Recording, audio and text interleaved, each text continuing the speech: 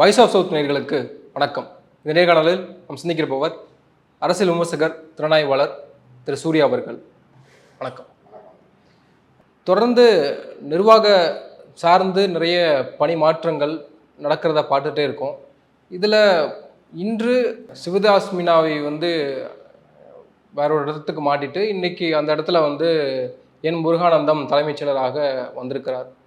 இப்போ என் முருகானந்தம் அவர் ஏற்கனவே தனி செயலாளராக இருந்திருக்கிறாரு. இப்போது தலைமை செயலராக பதவி உயர்வு பெற்றிருக்காரு. இப்போது இந்த பதவி உயர்வு என்பது ஒரு ஸ்டேட்மெண்ட்டாக இருக்குது. ஸ்டாலின் ஒரு ஸ்டேட்மெண்ட் கொடுக்குறாரு அப்படின்னு சொல்லப்படுது. அது என்ன ஸ்டேட்மெண்ட், நீங்கள் என்ன நினைக்கிறீங்க? கரெக்ட், கண்டிப்பாக அது ஒரு ஸ்டேட்மெண்ட் தான். ஆக்சுவலாக என்னென்னா, சிவதாஸ் மீனாவுக்கு இன்னும் இந்த மாதத்தோட அவர் பதவிக்காலம் முடியுது. ஆக்சுவலாக அவர் ரிட்டையர் ஆகிறாரு. ஸோ அதனால் இன்னொரு ட்ரான்ஸ்ஃபர் பண்ணணும். ஸோ அதுக்கு அடுத்த இடத்துல இருக்கிற முருகானந்தத்தை கொண்டு வந்திருக்காங்க. ஸோ முருகானந்தம் கொண்டு வந்தது ஒரு ஸ்டேட்மெண்ட் தான். என்ன அப்படின்னா, முருகானந்தம் அடிப்படையில் ஒரு தலித்தை கொண்டாந்து இருக்கிறதுலையோ அரசாங்கத்தோட உயர் பதவியில் வைக்கிறாங்க. சரி, இதில் என்ன ஸ்டேட்மெண்ட்டு இருக்க போகுது? இதில் என்ன ஸ்டேட்மெண்ட்டு? ஐஏஎஸ் ஆஃபீஸர்ஸ் இருக்காங்க, அதில் சீனியர் இருக்காங்க, கொண்டு வராங்க. இதுக்கு முன்னே இருந்த சிவதாஸ் மீனா அவர் என்ன அப்படின்னா பழங்குடியினத்தை சேர்ந்தவர், எஸ்டி. அதுக்கடுத்தது இப்போ வந்திருக்கிறதுனா இவர் ஒரு Dalit. So back to back ஒரு எஸ்சி மேலே கொண்டு வந்து ஒரு இருக்கிறதுலே அரசாங்கத்தில் உயரிய பதவின்றது தலைமைச் செயலாளர் தான். ஸோ அந்த இடத்துல கொண்டாந்து வைக்கிறது அப்படின்றது இட் இஸ் பயங்கரமான ஸ்டேட்மெண்ட்டு. இது என்னென்னா, இது 3வது டைம் தான். ஆல்மோஸ்ட் இது இவர் 50வது தலைமைச் செயலாளர். ஸோ 50வது தலைமைச் செயலாளர், இது 3வது தலைமைச் செயலாளர் தான் நீங்கள் இந்த போஸ்ட்டுக்கு வந்திருக்காங்க. இதுக்கு முன்னே ஒரு வாட்டி எம்ஜிஆர் பீரியடில் ஒருத்தர் இருந்திருக்காரு, பத்மநாபன் சொல்லிட்டு. அதுக்கடுத்து 99 கலைஞர் பீரியடில் முத்துசாமின்னு சொல்லிட்டு ஒரு ஐஏஎஸ் ஆஃபீஸர்ஸ். ஸோ அவரை கொண்டாந்து மேலே வச்சாங்க. அதுக்கடுத்து பார்த்தீங்கன்னா இப்போ முருகானந்தம் ஐஏஎஸை கொண்டாந்து இப்போ தலைமைச் செயலாளர். டெஃபினட்டாக இது ஒரு தலித்துக்கான அரசு அப்படின்றத கண்டிப்பாக இது அதான் ஸ்டேட்மெண்ட்டு. ஓகே. ஆனால் அதிகாரிகளை நம்ம சாதி ரீதியாக பார்க்க வேண்டிய அவசியம் இந்த இடத்துல வருதா? நீங்கள் எப்படி அதை பார்க்குறீங்க? இல்லை, சாதி ரீதியான பார்க்கணும் அப்படின்ற அவசியம் இல்லை அப்படின்னு சொல்லலாம். ஆனால் அவங்களுக்கான அங்கீகாரமும் அதிகாரமும் கொடுத்தா தான் அவங்களுடைய இடத்த அவங்க அடைய முடியும். மற்றவங்களுக்கு அது ஒரு ரோல் மாடலாக இருக்கும். இப்போ முருகானந்தம் மட்டும் இல்லை, இன்றைக்கி இருக்கிற கீ போஸ்ட்டில் இருக்க அமுதா எடுத்துக்குவாங்க, ஐஏஎஸ் உள்துறை செயலாளராக இருந்தாங்க. இன்றைக்கி முதலமைச்சரோட சிறப்பு திட்ட அலுவலராக இருக்காங்க. மெயின் அவங்க ரொம்ப க்ளோஸ் டு சிஎம். ஸோ அவங்க ஒரு தலித் அதிகாரி தான். அதுக்கடுத்து பார்த்திங்கன்னா அருண். ஏன் நான் இதை ஸ்டேட்மெண்ட் அப்படின்னா, நிறையா என்ன சொல்லுவாங்க, தலித் அவங்களால திறமை கிடையாது. இப்போ மெரிட் சிஸ்டம் அப்படின்னு எதுக்கு சொல்கிறாங்க? என்ன எதுக்காக சொல்கிறாங்க? மெரிட் அப்படின்னா என்னென்னா, சில பேர் தான் தகுதி வாய்ந்த ஆட்கள், சில பேர் தகுதியற்ற ஆட்கள் அப்படின்றது தான் அந்த மெரிட் சிஸ்டம்ன்றது இவங்க சொல்கிறது. அதாவது அமுதா ஐஏஎஸ், அருண் ஐபிஎஸ், ரத்தோர், அதுக்கப்புறம் இப்போ முருகானந்தம், இதுக்கு முன்னே அதே தான். பேக் கமிஷனரே எடுத்துக்கிட்டீங்கன்னா, Chennai commissioner back to back ரத்தோரும் ஒரு தலித் சமூகத்தை சார்ந்தவர் தான். அதுக்கடுத்து அருணும் தலித் சமூகத்தை சார்ந்தவர் தான். So back to back Chennai தான் மெயின் உங்களுக்கு ஒரு கமிஷனர். ஸோ அதுக்குமே உங்களுக்கு தலித்தை தான் போட்டிருக்காங்க, இங்கேயும் போட்டிருக்காங்க. ஸோ இதில் என்னென்னா, நீங்கள் சாதி ரீதியாக பார்க்க வேணாம் போது தான் நமக்கு என்ன சொல்லுது அப்படின்னா, மற்றவங்க என்ன அதை பற்றி பேசுகிறாங்க. பொதுவாக பிஜேபி அரசாங்கம் வந்த பிறகு உயர் பொறுப்புகளில், அரசினுடைய உயர் பொறுப்புகளில் அதிகாரிகள் யாராக இருப்பாங்கன்னு பார்த்தா அது உயர் சாதியினர் தான் இருப்பாங்க. உயர் சாதி வகுப்பை சார்ந்தவர்கள் அதிகமாக இருக்கும். அது ராகுல் காந்தியே அது கடந்த எலெக்ஷன்லேயே பெரிய பிரச்சாரமாக ராகுல் காந்தி மேற்கொண்டார். இப்பயுமே யூபிஎஸ்சியில் கூட லேட்டரல் என்ட்ரின்னு 45 பேர் அதில் வந்திருக்காங்க. அதில் முழுமையாக ரிசர்வேஷன் பின்பற்றப்படலைன்ற குற்றச்சாட்டை முன்வைக்கிறார். அப்போ அதையோட ஒப்பிட்டு தான் இதையும் நம்ம பார்க்க வேண்டியதாக இருக்கா? அதே தான். நீங்கள் ஐஐடி எடுத்தீங்கன்னு வச்சுக்கோங்களேன், அதில் பார்த்தீங்கன்னா 95% நீங்கள் உயர் சாதி வகுப்பினர் தான். நீங்கள் அங்கே சென்ட்ரல் கவர்மெண்ட்டில், நீங்கள் யூனியன் கவர்மெண்ட்டில் இருக்கிற, ஒன்றிய அரசில் இருக்கிற மெயின் பதவிகள் எல்லாமே பார்த்தீங்கன்னா உயர் சாதியினர் தான் இருப்பாங்க. இதை இடைநிலை சாதியினரோ இல்லை பிற்படுத்தப்பட்டவரோ இல்லை பட்டியலினத்தவரோ இருக்கவே மாட்டாங்க. என்னென்னா அந்த மாதிரி தான். இப்போ ராகுல் காந்தி சொன்னது தான். இப்போ 2 நாளைக்கு முன்னே நம்ம திமுக வழக்கறிஞர் மாநிலங்களவை உறுப்பினர் வில்சன் கூட அதை பற்றி 2 நாளைக்கு முன்னே ட்வீட் போட்டிருந்தார். ஏன்னா 45 போஸ்ட் நீங்கள் சொன்ன மாதிரி லேட்டரல் என்ட்ரி 45 போஸ்ட் என்னென்னா சாதாரண போஸ்ட் இல்லை. Director, joint director, deputy director range எல்லாமே 2.5 லட்சத்துலேருந்து 3.5 லட்ச ரூபா சம்பளம் உள்ள ஒரு அது என்னென்னா ஃபினான்ஸு, ஹோம் மினிஸ்ட்ரி, இதுக்கான டைரக்டர், ஜாயின்ட் டைரக்டர் அக்ரிகல்ச்சர், இதெல்லாம் கீ டிபார்ட்மெண்ட்டோட ஜாயின்ட் டைரக்டர்ஸ். இதில் நீங்கள் பார்த்தீங்கன்னா 45 போஸ்ட்டுக்கு உங்களுக்கு வந்து அவங்க எலிஜிபிலிட்டி க்ரைட்டீரியாவில் வந்து நீங்கள் வந்து ரிசர்வேஷனே கொடுக்கல. ஆக்சுவலாக அது வந்து உச்சநீதிமன்ற இதுக்கு சட்டத்துக்கு தீர்ப்புக்கு எதிரானது தான். எல்லா இதுலேயுமே உங்களுக்கு என்னென்னா ரிசர்வேஷன் இருக்கணும். இதில் ரிசர்வேஷனே கொடுக்கல, ஓப்பன் கொடுத்துருக்காங்க. ஓப்பன் கொடுத்தா 45 பேர் யாரை செலக்ட் பண்ணுவாங்க எல்லாமே உங்களுக்கு தெரியும். எதுவுமே இல்லை அப்படின்னா டேரெக்டாக யார் செலக்ட் ஆவாங்கன்னு தெரியும். ஸோ இதை தான் வில்சன் பேசியிருக்காரு, நம்ம ராகுல் காந்தியும் பேசியிருக்காரு. ஸோ இந்த மாதிரி இடத்துல தான் தமிழ்நாட்டில் தலித்தை மேலே கொண்டாந்து வைக்கும் போது தான் இது ஸ்டேட்மெண்ட்டாக மாறுது. இப்போ புரிஞ்சுங்களா? அங்கே உங்களுக்கு வந்து பிற்படுத்தப்பட்டவருக்கே இடம் இல்லை, அப்புறம் எங்கே போய் நீங்கள் வந்து பட்டியலினத்துக்கு நீங்கள் கொடுக்க முடியும்? ஸோ இதுதான் ஸ்டேட்மெண்ட்டு. ஓகே. ஆனால் இதில் வந்து ஒரு பக்கம் வந்து தலித் உயர் அதிகாரிகள் வந்து உயர் பொறுப்புகளுக்கு போகிறாங்க, ஆனால் வந்து இங்கே தலித்துகள் பாதிக்கப்படுறாங்க, தலித்தவர்களுக்கு பாதுகாப்பு இல்லைன்ற ஒரு பிரச்சாரம், இல்லை வந்து இது திமுக அரசாங்கம் வந்து எப்பயுமே இடைநிலை சாதியோட அந்த மனநிலையோடு தான் இயங்குவாங்க அப்படின்னு ஒரு விமர்சனம் இருக்கு இல்லையா? அந்த விமர்சனம் அதை எப்படி நம்ம எடுத்துக்கிறது? அதுதான் இது வந்து நான் வந்து நம்ம முன்னையே நம்ம ஒரு வாட்டி நம்ம டிஸ்கஸ் பண்ண மாதிரி இது சும்மா அரசியலுக்காக பேசப்படுறது தான். புரிஞ்சுங்களா? நீங்கள் தலித்துக்கு எதிரான ஒரு அரசுனா எப்படி ஒரு தலித் அதிகாரி மேலே வச்சுருப்பாங்க? கலைஞர் கூட, நீங்கள் கலைஞர் இருந்த வரைக்கும் கலைஞர் கூட ஆராசா தோளில் தான் கையை போட்டுட்டே போகுவார், பார்த்துருப்பீங்க நீங்கள். ஆராசா மேலே வச்சுருந்த குற்றச்சாட்டு மிகப்பெரிய குற்றச்சாட்டு, உலகத்திலேயே ஊழல் குற்றச்சாட்டு அப்படின்னு சொல்லிட்டு ஆராசா மேலே வச்சாங்க. அதுக்கு முன்னாடி அவர் வந்து கோர்ட்டில் போய் நிரூபிச்சார வந்துட்டார். ஆனால் இதெல்லாம் நிரூபணம் ஆகிறதுக்கு முன்னாடி ஒரு ஆள் மேலே நீங்கள் நம்பிக்கை வைக்கணும்ல.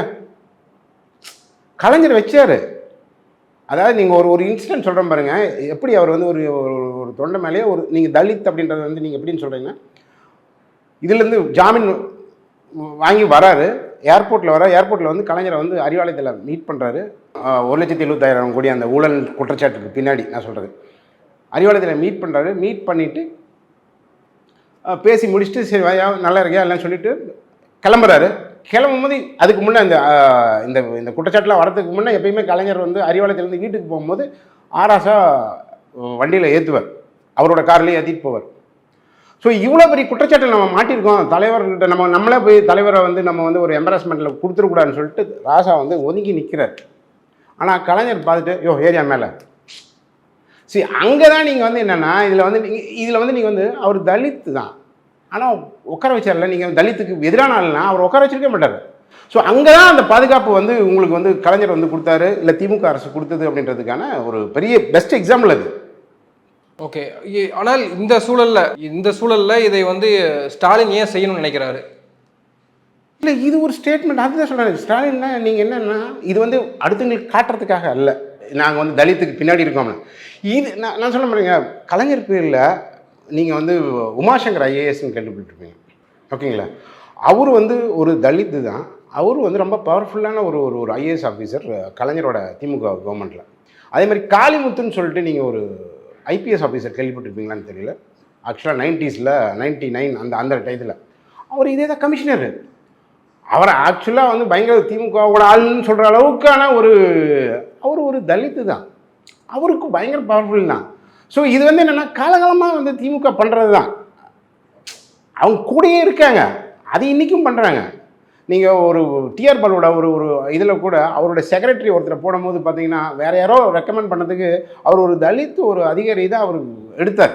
இப்போ ரீசெண்டாக ஒரு இதில் கூட சொல்லியிருந்தார், நீங்கள் பார்த்துருப்பீங்களான்னு தெரியல. ஸோ இது திமுக அரசுன்றது அதோட நேச்சுரல் இதுதானே ஒழிய இதை சும்மா நான் வந்து தலித்துக்கு பின்னாடி இருக்கேன் அப்படின்னு காட்டுறதுக்காக பண்ண இதெல்லாம் கிடையாது.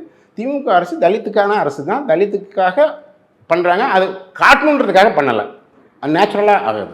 உயர் பதவிகளில் தலித் அதிகாரிகள் அமர்வது அப்படின்றது சாதாரண நிகழ்வு கிடையாது அப்படின்னு நம்ம எடுத்துக்கிறதா, அல்லது ஸ்டாலின் அரசாங்கம் அதை நார்மலாக தான் அது அவங்களுடைய ப்ராசஸில் இருக்குது அப்படின்னு நம்ம எடுத்துக்கிறதா? இல்லை இது வந்து வேணும்னு பண்ணுறது கிடையாது, ஸ்டேட்மெண்ட்டு நீங்கள் எடுத்துக்கலாம், ஆனால் இது வேணும்னு பண்ணல.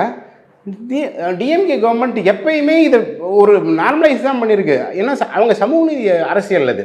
இப்போ நீங்கள் எடுத்துக்கோங்க, இடபிள்யூஸ்ன்னு ஒன்று கொண்டு வராங்க. ஸோ அதில் 10% உயர் வகை ஏழைகள் அப்படின்னு சொல்லிட்டு சொல்கிறாங்க. இப்போ இடஒதுக்கீடு வந்து நீங்கள் வந்து பணத்தை வச்சு பண்ணுறதா இல்லை வந்து சமூக ரீதியாக பண்ணுறதா? இடஒதுக்கீடு ஆக்சுவலாக வந்து என்னென்னா இது ஏழ்மையை போக்குவதற்கான கருவி கிடையாது, பொருளாதார ஏற்றத்தாழ்வுகளை பண்ணுறதில்ல. பொருளாதார ஏற்றத்தாழ்வுகளை பண்ணுறதுக்கு நம்மகிட்ட என்னென்னா சமூக நலத்திட்டங்கள் இருக்குது. நம்ம அவங்களுக்கு ஸ்காலர்ஷிப் கொடுக்கலாம், இல்லை ஸ்கூல் ஃப்ரீயாக பண்ணலாம், இல்லை காலேஜ் ஃப்ரீயாக பண்ணலாம், இதையெல்லாம் பண்ணலாம். ஓகேங்களா?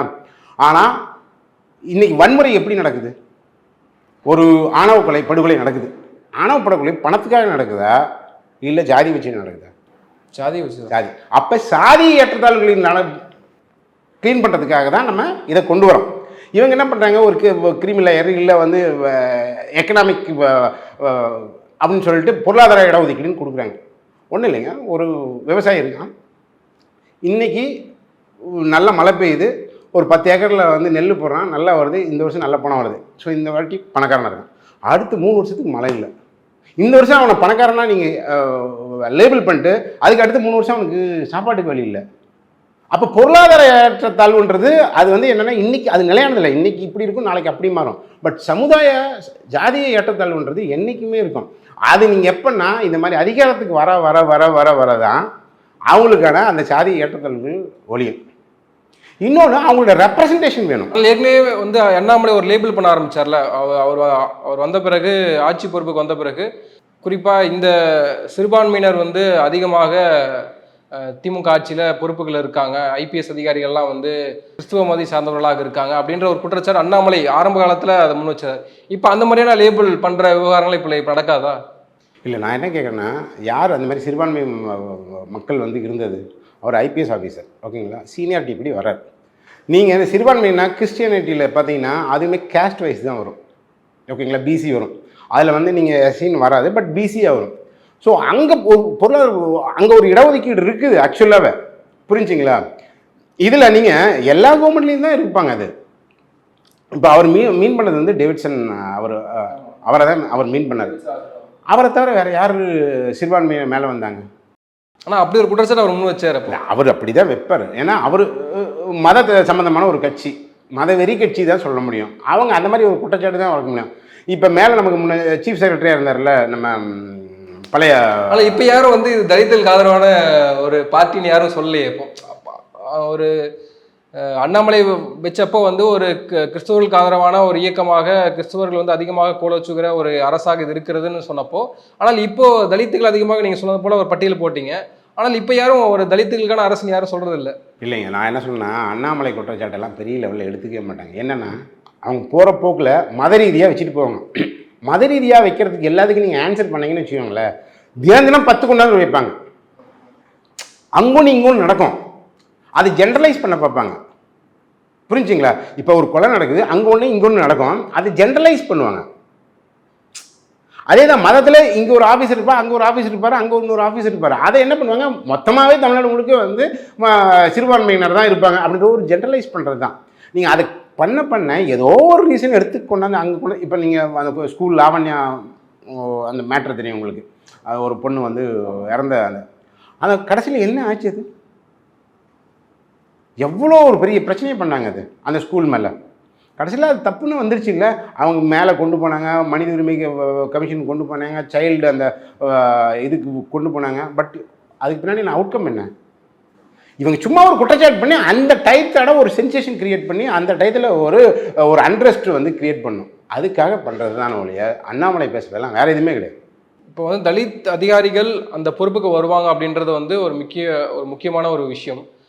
ஆனால் அதனால இங்கே தலித் மக்களினுடைய, தமிழ்நாட்டில் தலித் மக்களுடைய பிரச்சனை, சாதியான படுகொலைகள் அதெல்லாம் வந்து எந்த அளவுக்கு இருக்குது, அது தீர்க்கப்பட்டிருக்கா அப்படின்ற கேள்வி இருக்குல்ல? இல்லை, தீர்க்கப்பட்டு முடிச்சிருச்சா அப்படின்னா இல்லை. ஏன்னா அது வந்து 2000 வருஷமாக இருக்கிறது ஒரு 50 வருஷத்துலேயே ஒரு 20 வருஷத்துலேயே பண்ணிட முடியாது. நீண்ட காலமாக இருக்கிறது அது. இட்ஸ் எ கண்டினியூஸ் ப்ராசஸ், கண்டிப்பாக போயிட்டே இருக்கும் அது. பட் மற்ற நீங்கள் ஸ்டேட்டையும் இங்கேயும் கம்பேர் பண்ணிங்கன்னா கண்டிப்பாக இங்கே குறைஞ்சிருக்கு, கண்டிப்பாக இங்கே குறைஞ்சிருக்கு. இன்றைக்கி நீங்கள் வந்து நினைக்கிற மாதிரிலாம் நீங்கள் போயிட்டு பட்டியலின மக்களை வந்து நீங்கள் ஜஸ்ட் லைக் தட் நீங்கள் பேசுகிறவோ அங்கே நீங்கள் நடக்குது, நான் இல்லைன்னு சொல்லலை, கண்டிப்பாக நடக்குது.